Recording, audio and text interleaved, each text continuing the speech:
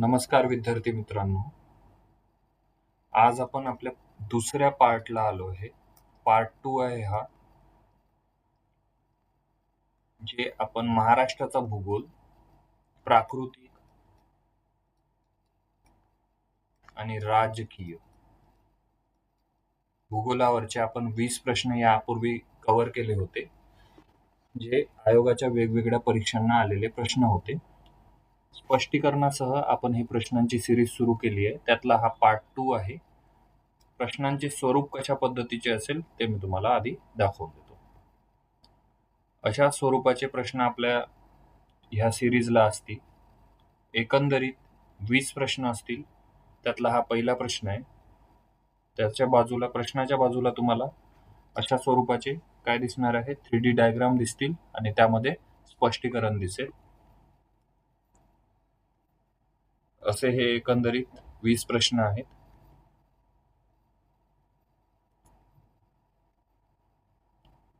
ठीक आहे. जिथे नकाशांची गरज आहे तिथे नकाशे आहे.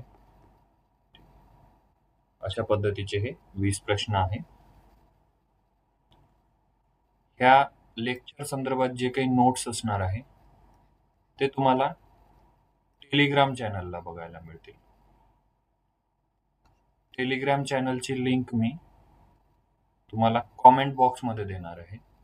त्याच पद्धतीने हा कोड तुम्ही स्कॅन केला, QR कोड, तर तुम्हाला टेलिग्राम चॅनल जॉईन करता येईल. आणि तिथे गेल्यानंतर तुम्हाला हे जेवढे काही यूट्यूबवरती व्हिडिओ दिसत आहेत माझे, ते व्हिडिओचे तुम्हाला काय मिळतील? PDF फॉर्ममध्ये नोट्स मिळतील. चला तर मग आपण आपल्या लेक्चरला सुरुवात करूया. पहिला प्रश्न आहे आपला राज्यसेवा पूर्व परीक्षा 2023चा प्रश्न आहे. खालीलपैकी कोणते किंवा कोणती विधान किंवा विधाने बरोबर आहेत? आपल्याला योग्य विधाने विचारली आहेत. महाराष्ट्रात उत्तरेकडून क्रमाने पठारावरील प्रमुख ज्या काही डोंगर रांगा आहेत व त्यांच्या दक्षिणेकडील नद्यांच्या खोरी खालीलप्रमाणे आहेत. अशा संबंधी हा प्रश्न आहे. अ, ब, क, ड विधाने आहेत. त्याखाली ऑप्शन दिले. अविधान, सातपुडा पर्वत रांगेच्या दक्षिणेकडे तापी पूर्णा खोरे आहे का? इकडे बघा, स्पष्टीकरणामध्ये मी दिलंय तुम्हाला. सातपुडा पर्वताच्या दक्षिणेकडे तापी पूर्णा खोरे आहे का? हो, बरोबर आहे. सातमाळा अजिंठा डोंगर रांगाच्या दक्षिणेस गोदावरी नदीचे खोरे आहे. सातमाळा अजिंठा डोंगर रांग, त्या खाली म्हणजे दक्षिणेकडे गोदावरी नदी खोरे, हे सुद्धा विधान बरोबर आहे. हरिश्चंद्र बालाघाट डोंगर व त्याच्या दक्षिणेस भीमा नदीचे खोरे आहे. हरिश्चंद्र बालाघाट, दक्षिणेस भीमा नदीचे खोरे, योग्य विधान आहे. शंभू महादेव डोंगर व त्याच्या दक्षिणेस कृष्णा नदीचे खोरे. शंभू महादेव डोंगर रांग, त्याच्या दक्षिणेस कृष्णा नदीचे खोरे. त्यामुळे वरील सर्व विधाने काय आहे? योग्य आहे. ऑप्शन नंबर 2 हे माझं उत्तर असणार आहे. आपण आयोगाच्या परीक्षेमध्ये, प्रत्येक परीक्षेमध्ये हा प्रश्न आपल्याला दिसतो. आपण हा नेहमी पाठ करत असतो. या ठिकाणी ना नर्मदा नदी ऍड करा तुम्ही.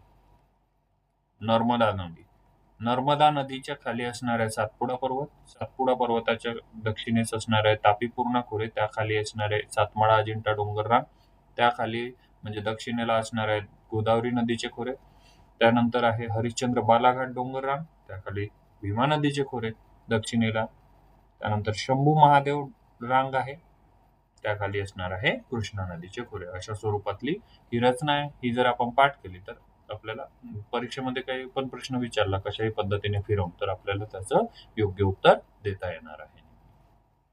आपले जे काही प्राकृतिक महाराष्ट्रावरती जे नोट्स आपण तयार केले होते, त्या नोट्स मध्ये सुद्धा आपण हे देण्याचा प्रयत्न केला होता. हे बघा, इथे तुम्हाला दिसत असेल नर्मदा नदी आहे, त्याखाली तुम्हाला सातपुडा पर्वतरांग, तापी नदी, सातमाळा अजिंठा, गोदावरी नदी, हरिश्चंद्र बालाघाट, शंभू महादेव. त्याआधी हरिश्चंद्र बालाघाट आणि शंभू महादेवच्या मध्ये कोणती नदी आहे? तर भीमा नदी. त्यानंतर शंभू महादेव डोंगररांग आणि शंभू महादेवच्या डोंगर रांगाच्या खाली काय असणार आहे? कृष्णा नदी. नद्या कशा पाठ ठेवायच्या? नर्मदा, तापी, गोदावरी, भीमा, कृष्णा आणि खाली कोयना आहे पुन्हा. नर्मदा, तापी, गोदावरी, भीमा, कृष्णा. ठीक आहे. याला ट्रिक काय पाठ करता येईल? त्यानंतर मी एक तुम्हाला ट्रिक सांगितली होती. शंभू महादेवाच्या डोक्यावरती चंद्राचा माडेचा पुडा. शंभू महादेवाच्या डोक्यावरती चंद्राच्या माडेचा पुडा, ही एक ट्रिक सांगितली होती. आणि आता काय करणार आहे तुम्ही, असं पण करू शकता. नसा तासा गोह भीम कृष्ण. नसा तासा गोह भीम, भीम म्हणजे महादेव आणि कृष्ण, असं लक्षात ठेवा. नसा तासा गोह भीम कृष्ण, असं लक्षात ठेवा. कशाही पद्धतीने लक्षात ठेवा, फक्त परीक्षेत आपला प्रश्न योग्य आला पाहिजे. वरील सर्व विधाने करेक्ट होती. ऑप्शन नंबर 2 हे माझं उत्तर आहे. पुढच्या प्रश्नाकडे जाऊया आपण. पुढचा प्रश्न आहे राज्यसेवा पूर्व परीक्षा 2023 ला आलेला प्रश्न आहे. प्रश्न क्रमांक 2. सह्याद्रीची रांग सरळ रेषेत नसून अनेक ठिकाणी ती वक्राकार झालेली आहे. कारण काय आहे त्याचं? पहिलं विधान आहे, सह्याद्रीतून उगम पावणाऱ्या कोकणातील नद्यांनी उगमापाशी केलेल्या शीर्षवर्ती म्हणजे पार्श्वभागाला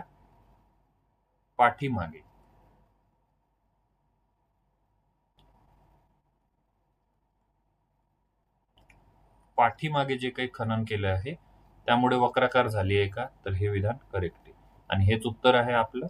मात्र पुढचे विधान बघू. सह्याद्रीतून उगम पावणाऱ्या कोकणातील नद्यांच्या पार्श्ववर्ती नाही. ठीक आहे, मी इथे तुम्हाला पार्श्ववर्ती बोललो होतो, मात्र पाठीमागे लक्षात ठेवा, शीर्षवर्ती आहे. ठीक आहे,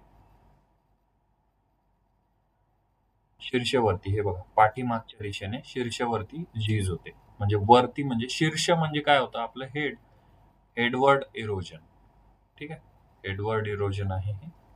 त्यानुसार ते काय झालेलं आहे, वक्राकार झालेला आहे. पार्श्ववर्ती खननामुळे नाही. सह्याद्रीतून उगम पावणाऱ्या कोकणातील नद्यांच्या तळाच्या खननामुळे ती वक्राकार झाली आहे का? तळाच्या खननामुळे तर नाही झाली. सह्याद्रीत पडणाऱ्या मुसळधार पर्जन्यामुळे झीज होऊन वक्राकार नाही. तर काय उत्तर असणार आहे, शीर्षवर्ती काय आहे, खननामुळे. हे लक्षात ठेवा, आयोग तुम्हाला विचारू शकतो पुन्हा. पुढच्या प्रश्नाकडे जाऊया. प्रश्न क्रमांक आहे 3. महाराष्ट्र राज्यपत्रित पूर्व परीक्षा 2023 म्हणजेच राज्यसेवेची नाही, गट प किंवा क ची असेल. ठीक आहे, 2023 ची पूर्व परीक्षा आहे. प्रश्न आहे, योग्य जोड्या जोडवा. शिखरे दिली आहेत, ठिकाणे दिली आहेत, मीटर मध्ये उंची दिली आहे. ठीक आहे, शिखरांचं ठिकाण किंवा शिखरे दिली आहेत आणि त्या ठिकाणी उंची दिली आहे. अ, ब, क, ड अशा स्वरूपातले ह्या ठिकाणी शिखरे दिली आहेत आणि दुसऱ्या साईडला तुम्हाला उंची दिली आहे. मांगी तुंगी कुठे आहे? नाशिकमध्ये. त्र्यंबकेश्वर नाशिक, सप्तशृंगी नाशिक आणि साल्हेर नाशिक. म्हणजे सगळी शिखरे कुठे आहेत? तर नाशिकमध्ये आहेत. शिखरे आहेत कुठे आहे? नाशिकमध्ये आहे. मांगी तुंगी आपल्याला, आपण जे काही आपण ट्रिक पाठ करतो, कसा मी बसतो. ठीक आहे, त्यातला कळसुबाई, साल्हेर, महाबळेश्वर, हरिश्चंद्रगड, सप्तशृंगी, तोरणा. ठीक आहे, कसामी मध्ये काय 1646 कळसुबाई आहे. कळसुबाईचा इथे समावेश नाही. साल्हेर 1567. साल्हेरचा समावेश आहे. ड चं उत्तर 1 असलं पाहिजे. ड चं उत्तर याच एका ऑप्शन मध्ये 1 आहे, त्यामुळे हे माझं उत्तर असणार आहे. ठीक आहे, साल्हेर झाला. सप्तशृंगीचं किती आहे मग? तर 1416 आहे. मी म्हणजे महाबळेश्वर 1438. त्यानंतर म्हणजे हरिश्चंद्रगड 1424.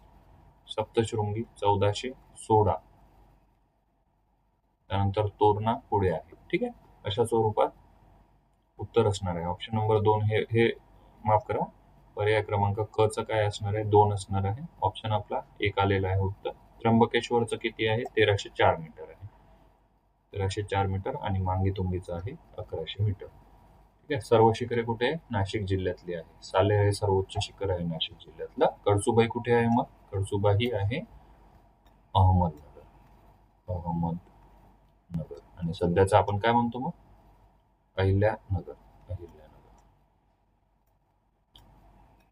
ठीक, अहिल्यानगर मध्ये आहे.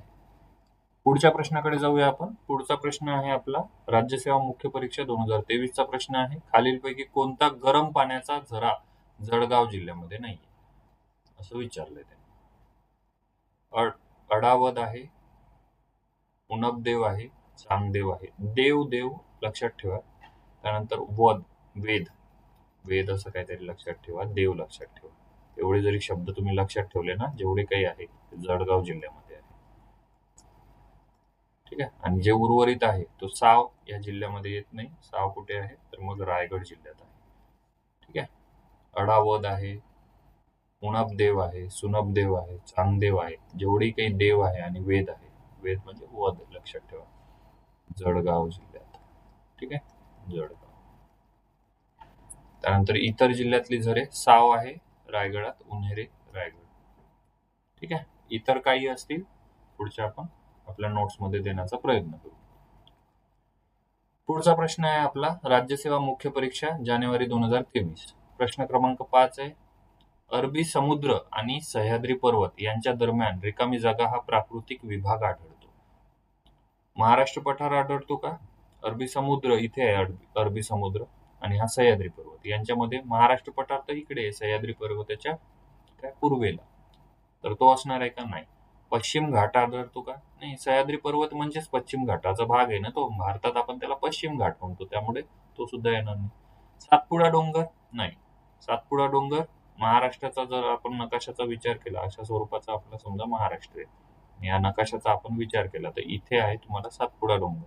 थोडासा भाग आपल्या महाराष्ट्रातून जातो, त्यामुळे हा सुद्धा येणार नाही. आणि इथे आपला सह्याद्री आहे ना उभा असा. कोकण किनारपट्टी का? हो. हे बघा आकृतीमध्ये सुद्धा इकडे तुम्हाला मी दिलंय की कोकण किनारपट्टी तयार झाली आहे. अरबी समुद्राच्या पश्चिमेस आणि सह्याद्री पर्वताच्या पूर्वेस या दोन्ही नैसर्गिक सीमांमध्ये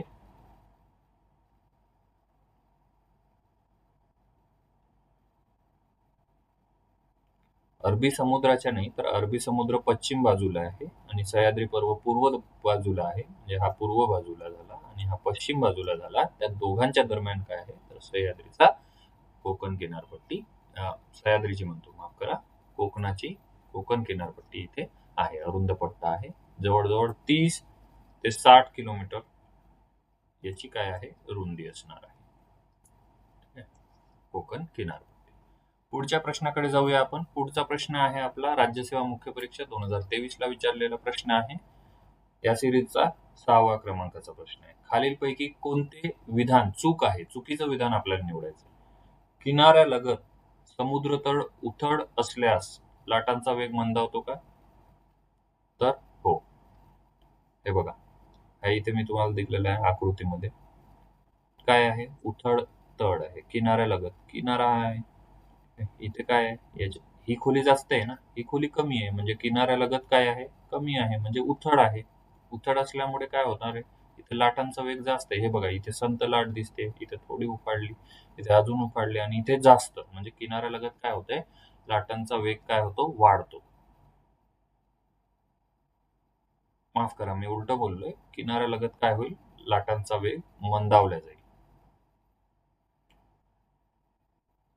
त्यामुळे हे विधान योग्य आहे. त्यानंतर काय आहे? किनाऱ्यालगत ब विधान आहे. किनाऱ्यालगत समुद्रतळ खोल असतो का? नाही. त्यामुळे हे चुकलंय. किनाऱ्यालगत समुद्रतळ उथळ असतो का? तर हो, किनाऱ्यालगत उथळ आहे. लाटांचा वेग वाढतो का? नाही, तर वाढणार नाही, वेग कमी होईल.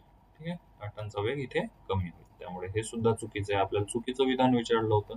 बी आणि सी हे विधान चुकीचं आहे. ऑप्शन नंबर काय येणार आहे? तिसरं माझं उत्तर असणार आहे. हे बघा, खोल तळ जेव्हा असतं ना तर अडथळा नसतो, त्यामुळे वेग काय होतो? मंदावत नाही, तर वेग वाढतो. आणि जेव्हा उथळ तळ असणार आहे तेव्हा वेग मंदावतो. मग नाहीतर जर असं असतं की किनाऱ्यालगतच येऊन जर वेग जास्त झाला तर काय होईल? किनाऱ्यापासून आणखी पाणी जास्त फेकल्या जाईल ना बाहेर. तसं होतं का? नाही. किनाऱ्याला काय होतं? संथ येतं ना. मग बघा, काही लोक त्या बीच वरती उभे राहून आपण काय ते पाय ओले करण्याचा एक प्रकार दिसतो आपल्याला. ते काय आहे? मंद पाणीची लाट असते, त्यामुळेच तर आपण तिथे उभे राहू शकतो. अदरवाईज आपण उभे राहू शकलो असतो का? नाही. यावरून तुम्ही लक्षात घेऊ शकता. ठीक आहे. निष्कर्ष इथे दिलाय मी तुम्हाला. पुढच्या प्रश्नाकडे जाऊया आपण. राज्यसेवा मुख्य परीक्षा 2023चाच हा प्रश्न आहे. प्रश्नाचे काय स्वरूप? जोड्या लावाचा प्रश्न आहे. एका ठिकाणी तुम्हाला काय दिले आहे? किल्ले दिले आहेत. रायगड दिलाय, पुरंदर आहे, दौलताबादचा किल्ला आहे, सिंहगड आहे. आणि दुसऱ्या ठिकाणी तुम्हाला काय दिलंय? एखाद्या वास्तुविशारदाचं नाव दिलंय, म्हणजे आर्किटेक्चर आहे त्यावेळेचं, किंवा कोणत्या किल्ल्यावर कोणाचा जन्म झालाय ते नावे दिली आहेत. रायगड किल्ला, तर रायगड किल्ला हिरोजी इंदोरकर यांनी काय केला होता? आर्किटेक्चर त्यांचं होतं, म्हणजे ते त्यांनी बांधलेला आहे असं समजू शकता तुम्ही. तर एचं 4 इथे नाहीये, इथे नाहीये, हे गेले. त्यानंतर बी, पुरंदर किल्ला सवाई माधवराव यांचं काय झालेलं आहे, किल्ल्यावर जन्म झालाय. त्यामुळे 3 हे बीचं 3, बीचं 3 दोन्ही ऑप्शनमध्ये आहे. आता राहिला सिंहगड आणि दौलताबाद. सिंहगड बद्दल आपल्याला माहिती आहे. गड आला पण सिंह गेला म्हणजे तानाजी मालुसरे. म्हणजे ऑप्शन नंबर 2 असणार आहे डीचं. डीचं ऑप्शन इथे 1 दिलंय, त्यामुळे हे सुद्धा गेलं. ऑप्शन नंबर 3 हे माझं काय असणार आहे, उत्तर असणार आहे. सीचं 1 म्हणजे दौलताबादचं काय आहे, भिल्मा. काय आहे, यादव राजा होता देवगिरी त्यावेळेचा. ठीक आहे, यावरून जोडी काय असणार आहे, ऑप्शन नंबर 3 माझं उत्तर आहे. बाकी स्पष्टीकरणात तुम्ही वाचू शकता. पुढच्या प्रश्नाकडे जाऊया आपण. पुढचा प्रश्न आहे राज्यसेवा मुख्य परीक्षा 2023 चा प्रश्न आहे. प्रश्न क्रमांक 8 आहे. अरबी समुद्र व बंगालच्या उपसागराला मिळणाऱ्या नद्यांचा रिकामी जागा प्रमुख जलविभाजक आहे. अरबी समुद्र आपण आता बघितला होता आणि बंगालचा उपसागर. हा बंगालचा उपसागर महाराष्ट्र इथे, भारताचा जर विचार केला, असं भारताचा एक नकाशा काढला समजा आपण, हे असं एक काहीतरी आपण नकाशा काढू. एक्झॅक्ट आपल्याला जमणार नाही, पण काढण्याचा प्रयत्न करू. असं असं काहीतरी आहे भारत. तर एक चिकन नेक काढू आपण, हे असा भारत आहे. ठीक आहे, भारताला इथे आपण महाराष्ट्र इथे बसलोय, अरबी समुद्र इथे आहे आणि इथे बंगालचा उपसागर आहे. ठीक आहे, तर अरबी समुद्र आणि बंगालच्या उपसागराला मिळणाऱ्या नद्यांचा प्रमुख जलविभाजक कोण आहे, तर मग इथं कोणतरी असेल ना जो जलविभाजक आहे. तुम्हाला माहिती आहे इथे काय, सह्याद्री पर्वत आहे. त्यालाच आपण भारताच्या दृष्टीने जेव्हा म्हणतो, इकडला काय पूर्व घाट, इकडला पश्चिम घाट, मग पश्चिम घाट काय असणार आहे, उत्तर असणार आहे. त्याला आपण काय म्हणतो महाराष्ट्रात, सह्याद्री पर्वत. ठीक आहे, महाराष्ट्राचा मुख्य जलविभाजक कोण आहे, पश्चिम घाट म्हणजे सह्याद्री. पुढच्या प्रश्नाकडे जाऊया आपण. पुढचा प्रश्न आहे तो सुद्धा राज्यसेवा मुख्य परीक्षेचा 2023 चा प्रश्न आहे.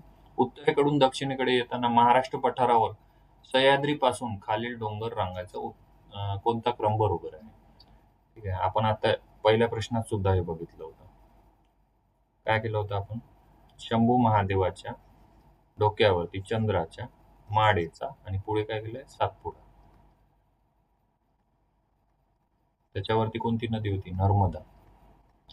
नर्मदा, तापी, गोदावरी, भीमा, कृष्ण असं आहे. नर्मदा, तापी, गोदावरी, भीमा आणि इथे कृष्ण, अशा पद्धतीने नद्या होत्या. आपल्याला इथे काय विचारलंय, डोंगर रंगाचा क्रम विचारलाय उत्तरेकडून दक्षिणेकडे. ऑप्शन नंबर इथे 2 योग्य उत्तर होतं, मात्र आयोगाने काय केलंय याच्यामध्ये, सातमाळा अजिंठा. सातमाळा अजिंठा हे एकच डोंगर रंग आहे ना, त्यामुळे हे 2-2 असं दिले ना, त्यामुळे आयोगाने हा प्रश्न काय केलाय, हॅश केलाय. ठीक आहे, पुढच्या प्रश्नाकडे जाऊया आपण. पुढचा प्रश्न आहे फॉरेस्ट मुख्य परीक्षा 2022 चा 10वा प्रश्न आहे हा आपल्या सिरीज मधला. महाराष्ट्रातील गरम पाण्याचे झरे. आता हा दुसरा प्रश्न आहे गरम पाण्याच्या झऱ्यावरती. गरम पाण्याचे झरे, याच्यावरती हा दुसरा प्रश्न आहे सलग. ठीक आहे, आपण एकत्रित काय करून घेऊ, झरे या घटकावरती आपण एक पीपीटी तयार करून तुम्हाला मी देईल, त्यामध्ये तुम्ही बघू शकता. साव, रायगड आता बोललो होतो आपण. सालबर्डी अमरावतीमध्ये आहे. सातिवली पालघरमध्ये आहे. उनपदेव कुठे, देव किंवा वेदवाले जे दिसले, वेद म्हणजे वध, तर कुठे, जळगाव दिसणार आहे, खानदेशमध्ये. गरम पाण्याचे झरे आणि ठिकाण, जोड्या लावाचा प्रश्न आहे. अ ब क ड 1 2 3 4. साव कुठे आहे, मग साव आहे रायगड जिल्ह्यामध्ये. सालबर्डी, सालबर्डी सीताबर्डी, सीताबर्डी नागपूरला आहे. सालबर्डी अमरावती, लक्षात ठेवा, गरम पाण्याचा झरा आहे. सातिवली पालघर जिल्ह्यामध्ये, कोकणात. आणि उनपदेव, उपनदेव जळगाव जिल्ह्यामध्ये. अशा पद्धतीची जी जोडी योग्य दिसत असेल तुम्हाला, 1-4 इथे आहे, त्यामुळे हे उत्तर असणार आहे ऑप्शन नंबर 1. पुढच्या प्रश्नाकडे जाऊया आपण. पुढचा प्रश्न आहे आपला संयुक्त गट क पूर्व परीक्षा नोव्हेंबर 2022 ला झालेली परीक्षा आहे. प्रश्न क्रमांक आहे आपला 11. महाराष्ट्रातील पर्वत शिखरांच्या उंचीनुसार खालीलपैकी अचूक उतरता क्रम लावा. ठीक आहे, आपली ट्रिक होती क सा मी स तो. ठीक आहे, पाठ केला होता. त्यानुसार जर उतरता क्रम लावला, पहिला काय येणार आहे, कडसुबाई. साल्लेर येणार का पहिला, नाही, दुसरा चाल्लेर आहे. मग दुसरा चाल्लेर इथे दिसतोय, त्यानंतर महाबळेश्वर मी वरून, आणि पुढे कसा मी हसतो अत्र तव वैराट चिखल हनुमान हे आपण पाठ केलेलं. ठीक आहे, ऑप्शन नंबर 1 माझं उत्तर असणार आहे. ठीक आहे. महाराष्ट्राचा प्राकृतिक भूगोल जेव्हा आपण बघितला होता त्यात आपण हे बघा, महाराष्ट्रातली महत्वाची शिखरे जी दिली होती ती उतरत्या क्रमाने कसा मी हसतो. पुढचा क्रम काय होता मग, अत्र तौ वैराट चिखल हनुमान. अशा पद्धतीने तुम्ही वारंवार उच्चार केला की तुम्हाला लक्षात येऊन जाईल. अशा पद्धतीने आपण आपल्या नोट्स मध्ये सुद्धा दिले. नोट्स तुम्हाला टेलिग्राम वरती आपल्या मिळून जाईल. टेलिग्रामची लिंक या व्हिडिओच्या कमेंट बॉक्स मध्ये असेल. इथे स्पष्टीकरणामध्ये तुम्हाला आणखी स्पष्टपणे करून दिले. ठीक आहे, अशा पद्धतीने ऑप्शन नंबर 1 आपलं उत्तर आहे. पुढच्या प्रश्नाकडे जाऊया आपण. पुढचा प्रश्न आहे आपला, संयुक्त गट क पूर्व परीक्षा नोव्हेंबर 2022 मध्ये जी झाली होती त्याच्यामधला प्रश्न आहे हा, महाराष्ट्रातील उष्ण पाण्याचे झरे म्हणजेच गरम पाण्याचे झरे. ठीक आहे, तर ते गरम पाण्याच्या झऱ्यावरती हा तिसरा प्रश्न आहे. त्यांची ठिकाणे विचारले. सालबर्डी आताच आपण बघितलं अमरावती जिल्ह्यात आहे. त्यानंतर साव कुठे आहे, रायगड जिल्ह्यात. वज्रेश्वरी आणि चांगदेव. चांगदेव म्हटलं की काय लक्षात घ्यायचं, जळगाव. आणि वज्रेश्वरी ठाणे. आता आपण एक बघितला होता जो पालघर जिल्ह्यात होता. कुठला होता तो, तो सातिवली होता.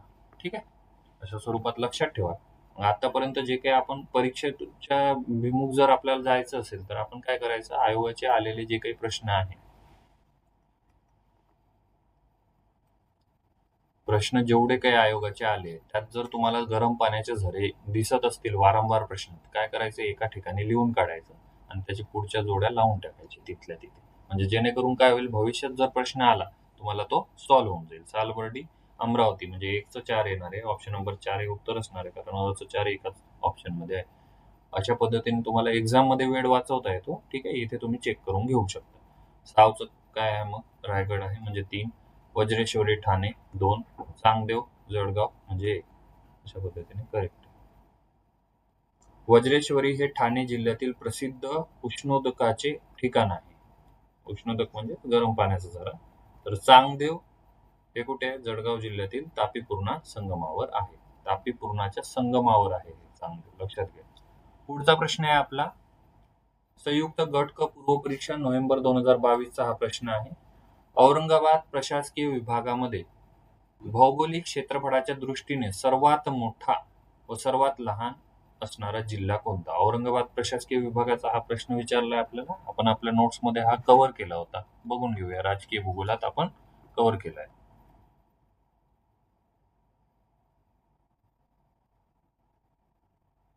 हे बघा, औरंगाबाद म्हणजेच छत्रपती संभाजीनगर सध्याचं नाव. छत्रपती संभाजीनगर मध्ये सर्वाधिक क्षेत्रफळ असलेला कोणता आहे, बीड आहे. 10,693 काय आहे, स्क्वेअर किलोमीटर. त्यानंतर सर्वात कमी क्षेत्रफळ असणार आहे हिंगोली जिल्ह्याचं, 4,524, 4,524 आणि हे 10,693 लक्षात ठेवा तुम्ही.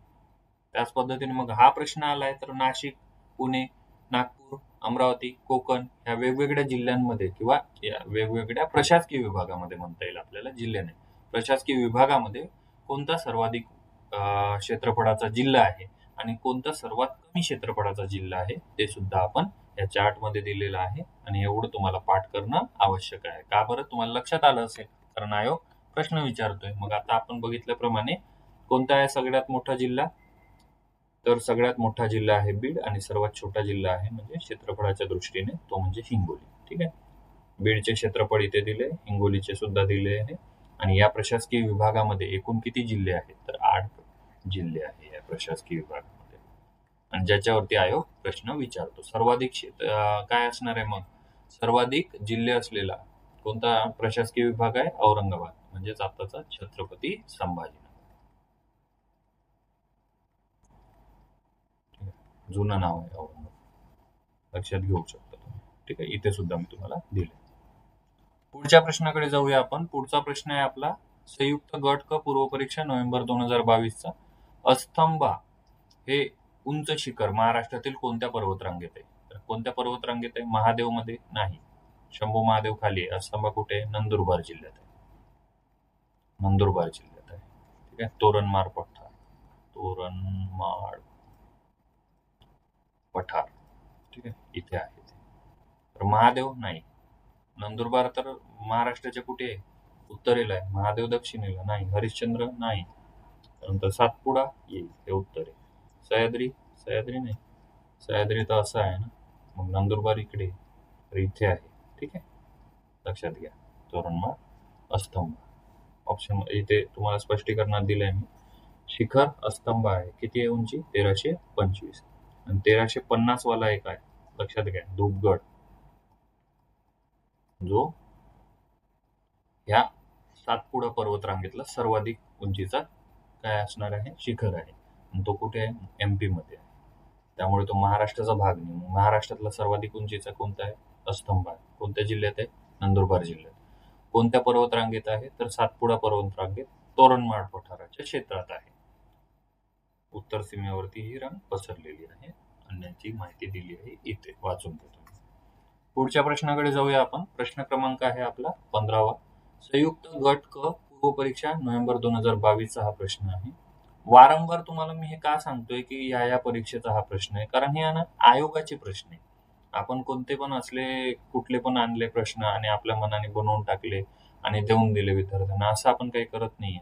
आपण फक्त आणि फक्त आयोगाचे PYQ म्हणजे प्रिव्हियस इयर क्वेश्चन घेत आहोत. त्यामुळे काय होणार, तुम्हाला ह्याच क्वेश्चन थ्रू पुढचे प्रश्न तयार होणार आणि जे काही गट ब किंवा गट क च्या पूर्व परीक्षेला जे काही 10 प्रश्न येतात, ते 10 प्रश्न तुम्हाला या सिरीज मधनं नक्की 100% कव्हर होतील.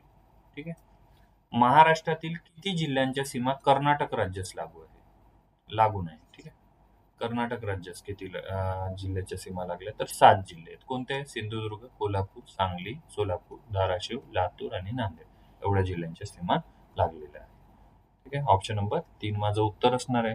महाराष्ट्राचा जेव्हा आपण राजकीय भूगोल बघतो, त्यामध्ये हा आपण पॉइंट कव्हर केलाय. हे बघा, कर्नाटकला किती? 7 आहे. मध्य प्रदेशवरती सुद्धा प्रश्न आलेला. मागच्या याच्यामध्ये लेक्चरमध्ये आपण बघितलं होतं की मध्य प्रदेशवरती प्रश्न होता. पूर्वेला छत्तीसगड आहे, त्याला 2 जिल्ह्याच्या सीमा आहे. आग्नेयेला तेलंगणा आहे, त्याला 4 जिल्ह्याच्या सीमा आहे. खाली आपण जिल्हे सुद्धा दिलेत कोणते. नैऋत्येला गोवा आहे आणि त्याला एकमात्र सिंधुदुर्ग जिल्ह्याची सीमा लागलेली आहे. गुजरातला 4 जिल्ह्याची सीमा लागलेली आहे. गुजरात महाराष्ट्राच्या वायव्य दिशेला आहे, तर मध्य प्रदेश उत्तर दिशेला आहे. 8 जिल्ह्याची सर्वाधिक सीमा लागलेला मध्य प्रदेश. पुढच्या प्रश्नाकडे जाऊया आपण. पुढचा प्रश्न आहे आपला प्रश्न क्रमांक 16. गट क पूर्व परीक्षा, त्याच्यामध्ये आलेला प्रश्न आहे. कोल्हापूर जिल्ह्यातील ज्योतिबा डोंगर या नावाने सुद्धा ओळखला जातो. तर वाडी रत्नागिरी हे त्याचं नाव असणार आहे. करवीर नाही, पन्हाळा नाही, केदारेश्वरची टेकडी असं नाही. एक गोष्ट लक्षात घ्या, असा पण कोणता डोंगर जर आला ना, तर हे यावेळेस लक्षात घ्यायचं, आपण ते एकच नाव असेल ना त्याचं, 2-2 नावं थोडी ना असणारी. ठीक आहे. आपण इथे म्हणतोय की कोल्हापूर जिल्ह्यातील ज्योतिबा डोंगर आहे, त्याचं दुसरं या नावाने ओळखला जातो. म्हणजे आता इथे पुन्हा एक नाव देणार आहोत आपण, वाडी रत्नागिरी. हे एक नाव झालं, हे एक नाव झालं, हे एक नाव झालं आणि आणखी आता ऑप्शन मध्ये अजून तिसरं नाव देईल काय हो? नाही देणार. मग अशा वेळेस तुम्हाला हे इथे 2 ऑप्शन दिसत आहेत, हे ऑप्शन एलिमिनेट करता येतं. इथे 2 दिसतंय नाव, हे सुद्धा एलिमिनेट करता येतं. मग एकतर आयदर फक्त ए असणार आहे किंवा फक्त बी असणार आहे. ज्यावेळेस मी परीक्षेला होतो त्यावेळेस मला माहिती नव्हतं एवढं. मात्र करवीर, ठीक आहे, करवीर आहे एवढं माहिती होतं की कोल्हापूरशी संबंधित आहे. पण मला हे नाव वेगळं वाटलं, वाडी रत्नागिरी. का बरं? तर या नावामध्ये रत्नागिरी हा शब्द आहे आणि काय करतील पोरं, पहिल्यांदाच या रत्नागिरी शब्दामुळे याला एलिमिनेट करतील. पण तसं नाहीये, हेच उत्तर आहे. ठीक आहे. तर हे असे प्रश्न कशा पद्धतीचे सोडवायचे तुम्हाला ते तिथे जमलं पाहिजे वेळेवरती. पर्यायी भौगोलिक नाव आहे वाडी रत्नागिरी. कोल्हापूर शहर आणि पन्हाळा याजवळ हे आहे. पन्हाळा ही वेगळी ऐतिहासिक टेकडी आहे आणि करवीर हे कोल्हापूरचे प्राचीन नाव आहे. करवीर कोल्हापूरचं प्राचीन नाव आहे. ज्योतिबाच्या डोंगराला वाडी रत्नागिरी म्हणून संबोधले जाते. ठीक आहे. आणि माहिती इथे दिली आहे स्पष्टीकरण. पुढच्या प्रश्नाकडे जाऊया आपण. प्रश्न क्रमांक आहे 17वा.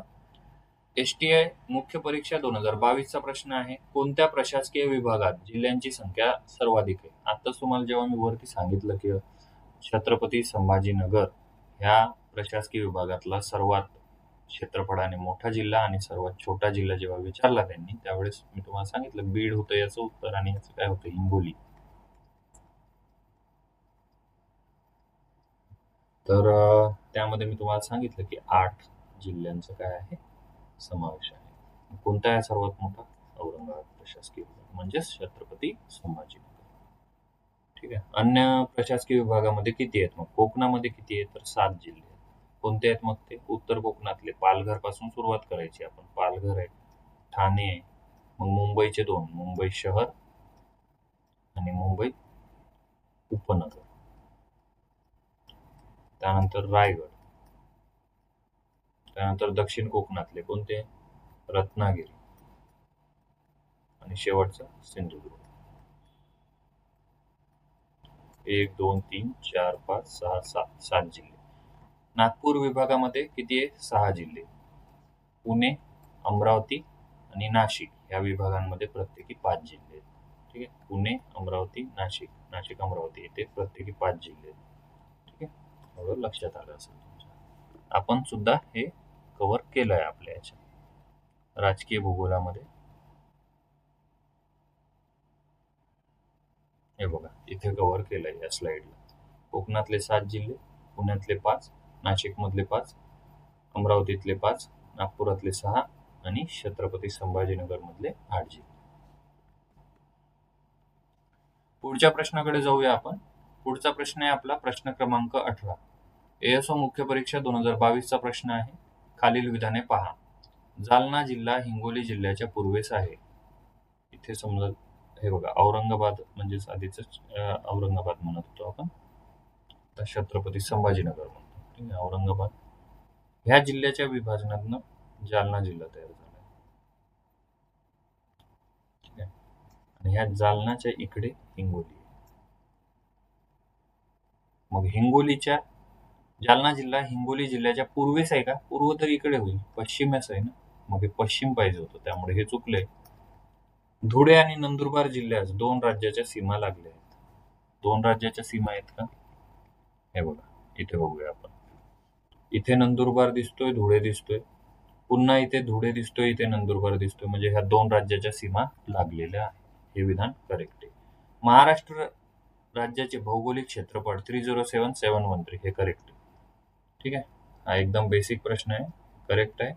नंतर हे सुद्धा करेक्ट आहे. हिंगोली जिल्ह्याच्या पश्चिमेला आहे, त्यामुळे हे विधान चुकीचं आहे. मग काय येणार? आपल्याला काय विचारलंय? फक्त ए बरोबर नाही, म्हणजे ऑप्शन नंबर 1 माझं उत्तर असणार आहे. इकडे स्पष्टीकरणामध्ये सुद्धा मी तुम्हाला तेच मुद्दे दिलेले आहे. ठीक आहे. पुढच्या प्रश्नाकडे जाऊया आपण. पुढचा प्रश्न आहे एएसओ मुख्य परीक्षेला आलेला 2022 चा प्रश्न आहे. हा जोड्या लावाचा प्रश्न आहे. एका ठिकाणी तुम्हाला जिल्हे दिले, दुसऱ्या ठिकाणी तुम्हाला तालुक्यांची नावं दिली. गडचिरोली जिल्ह्यामध्ये कोणत्या नावाचा तालुका आहे? चंद्रपूर, गोंदिया, भंडारा. ठीक आहे. चंद्रपूर जिल्ह्यामध्ये असलेला स्वतःचा जिल्हा लक्षात ठेवायचा. बघा स्वतःचा जिल्हा जर तुम्ही लक्षात ठेवलात ना, तुम्हाला फायदा होतो. आपल्या जिल्ह्यामध्ये किती तालुके, कोणते तालुके. मला माहिती आहे चंद्रपूरमध्ये एकंदरीत 15 तालुके. मी चंद्रपूरचा असल्याने मला हे माहिती आहे की जिवती आहे. तर गडचिरोली चंद्रपूरच्या जवळ आहे, त्यामुळे काय येणार इथे? मूलचेरा येणार आहे. मूलचेरा. आणि मूल जर म्हटलं असतं तर चंद्रपूरमध्ये आहे मूल नावाचं ठिकाण. ठीक आहे. गोंदिया जिल्ह्यामध्ये कोणतं आहे? मग भंडारामध्ये कोणतं आहे? तर भंडारामध्ये लाखनी, गोंदियामध्ये देवरी. भंडारा, लाखनी, गोंदियामध्ये देवरी. म्हणजे काय होणार? 3, 1, 2, 4. 3, 1, 2, 4 कुठे दिसते? ऑप्शन नंबर 2 मध्ये. ते सुद्धा आपण आपल्या याच्यामध्ये टाकलेत. हे बघा, नाही इथे नाही, इथे दिले आहेत आपण. चंद्रपूर जिल्ह्याची तालुके, गडचिरोली जिल्ह्याची, भंडारा मधले हे बघा लाखनी आहे आणि गोंदियामध्ये देवरी आहे. त्याच्यावरून तुम्ही उत्तर काढू शकत होता. पुढच्या प्रश्नाकडे जाऊया आपण. प्रश्न क्रमांक आहे 20वा. राज्यसेवा मुख्य परीक्षा जानेवारी 2024 हा प्रश्न आहे आणि हा आपला आजच्या सेशन मधला कितवा शेवटचा प्रश्न असणार आहे. रिया किनारे केव्हा तयार होतात? म्हणजे जो काही आपला काय म्हणता येईल आपल्याला, कोकण समुद्र किनारा आहे, तो कोणत्या पद्धतीचा आहे? तर त्याचं उत्तर आहे रिया. ठीक आहे. का बरं तयार झालाय तो? तर तो मुहाने पाण्याखाली जातात त्यामुळे तयार झाला. म्हणजे नद्यांची मुखे जी आहेत ती समुद्र पातळी वाढल्यामुळे किंवा किनारपट्टीची जमीन खचल्यामुळे पाण्याखाली जातात, त्यावेळेस काय होतात? रिया किनारे तयार होतात. इथे तुम्हाला आकृतीतील लक्षात येईल. ठीक आहे. अशा पद्धतीने आपले हे आजचे 20 प्रश्न इथे पूर्ण झाले आहेत. ठीक आहे. आणि ही जी काही PDF आहे, ज्यावरती हे लेक्चर आपण घेतलंय आता, ही PDF तुम्हाला टेलिग्राम चॅनलला मिळून जाईल. हा कोड आहे, तो तुम्ही स्कॅन करू शकता किंवा मग ह्या व्हिडिओच्या कॉमेंट बॉक्समध्ये तुम्हाला लिंक मिळेल. तिथून तुम्ही ते टेलिग्रामवरती जाल आणि तिथून काय कराल, ती PDF डाउनलोड करू शकता. तुम्हाला हे लेक्चर आवडलं असेल तर आपण पुन्हा पार्ट 3 घेऊन येणार आहोत. अशा पद्धतीने एकंदरीत आपले 10 पार्ट असणार आहे, प्राकृतिक आणि राजकीय भूगोलाचे. लेक्चर आवडलं असेल तुमच्या मित्रांना शेअर करा, चॅनलला सबस्क्राईब करा. भेटूया पुढच्या लेक्चरला. धन्यवाद.